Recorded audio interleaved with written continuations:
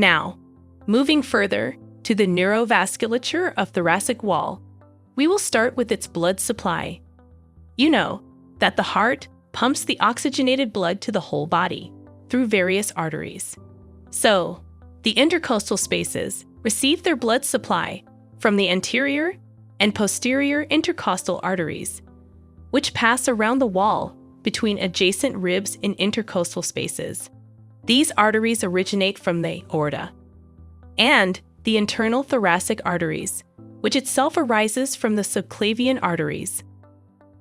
You can see that on each side, the internal thoracic artery lies posterior to the costal cartilages of the upper 6 ribs and about 1 centimeter lateral to the sternum. At approximately the level of the 6th intercostal space, it divides into 2 terminal branches. The superior epigastric artery, this one, it continues inferiorly into the anterior abdominal wall. And the musculophrenic artery, this one, it passes along the costal margin, goes through the diaphragm, and ends near the last intercostal space. Now, the anterior intercostal arteries are branches of the internal thoracic artery and this musculophrenic artery. We know that there are 11 intercostal spaces, but the anterior intercostal supply is just for the first 9 intercostal spaces, while the lowest 2 spaces have no anterior intercostal supply. Those supplying the upper 6 intercostal spaces arise as lateral branches from the internal thoracic artery, whereas those supplying the lower spaces arise from the musculophrenic artery. In each intercostal space, the anterior intercostal arteries usually have 2 branches. One passes below the margin of the upper rib, while the other passes above the margin of the lower rib and meets a collateral branch of the posterior intercostal artery. The posterior intercostal arteries are much longer than the anterior intercostal arteries. Posterior intercostal arteries originate from vessels associated with the posterior thoracic wall. Now, the costocervical trunk is a posterior branch of the subclavian artery. It gives rise to the superior intercostal artery, or supreme intercostal artery, which in turn gives rise to the upper 2 posterior intercostal arteries on each side. But where does the remaining 9 pairs of posterior intercostal arteries come from? Well, they arise from the posterior surface of the thoracic aorta. Now, these vessels, supplying the right intercostals, are longer than those supplying the left ones. But why is that so? Well, this is because the aorta is on the left side of the vertebral column. So, those supplying the right side need to cross the midline and are therefore much longer. So, that was the arterial supply. Now, moving on to the venous drainage of thoracic wall. The pattern of venous drainage from the thoracic wall is almost the same as that of its arterial supply. Centrally, the intercostal veins ultimately drain into the azygous system of veins, or into internal thoracic veins, which connect with the brachiocephalic veins in the neck. Often, the upper posterior intercostal veins on the left side come together and form the left superior intercostal vein, which empties into the left brachiocephalic vein.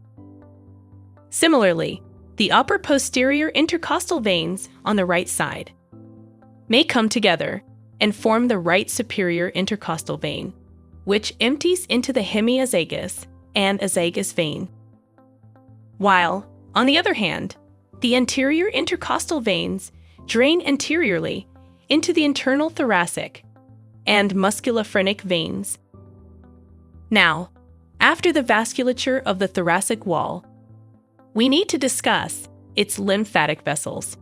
So, you know that the lymphatic vessels drain the lymph into the lymph nodes.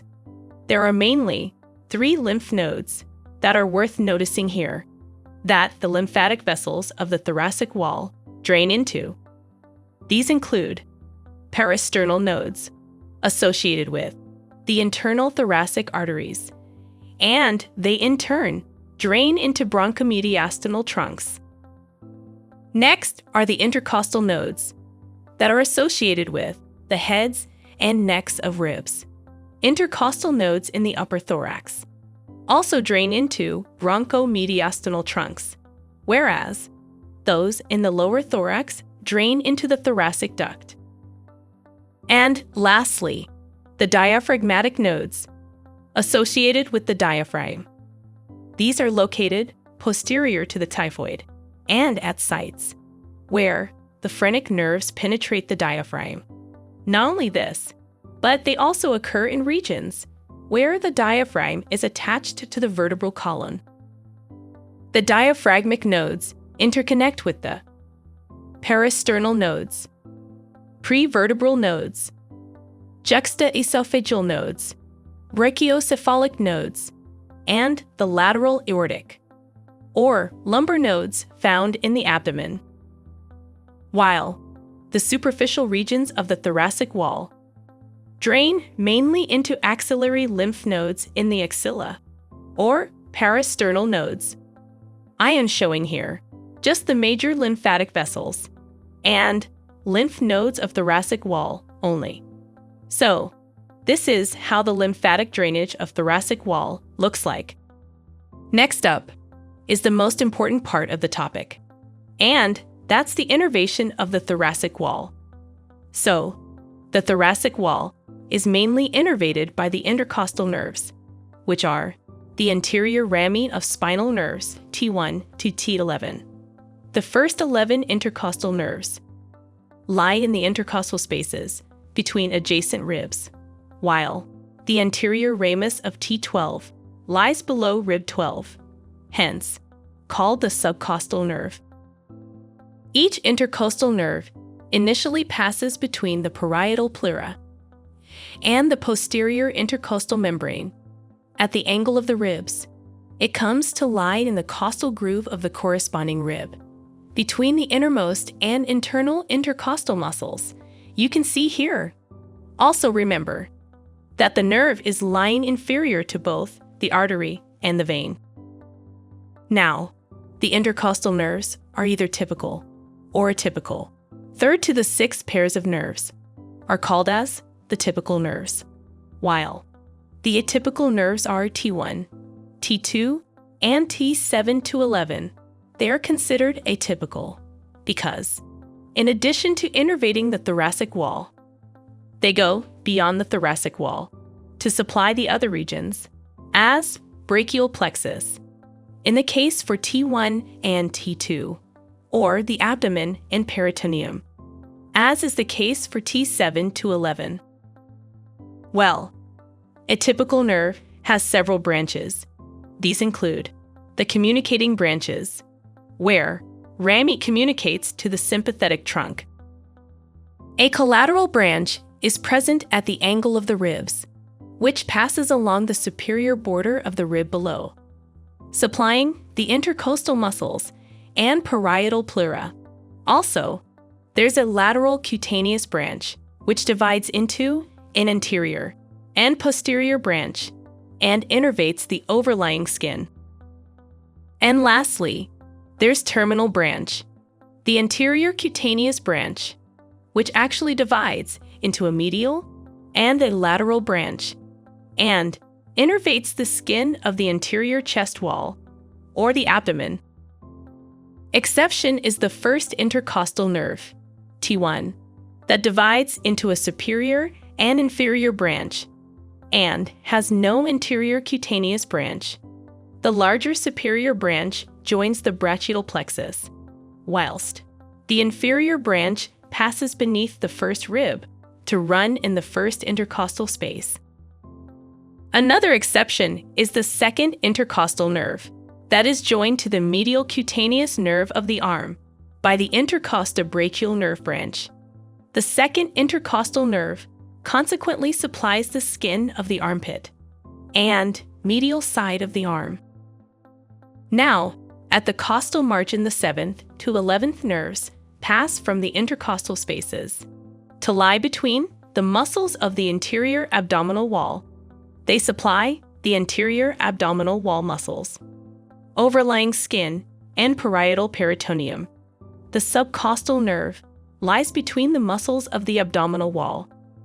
Its lateral cutaneous branch pierces the internal and external oblique muscle layers to supply the skin over the lateral aspect of the buttock.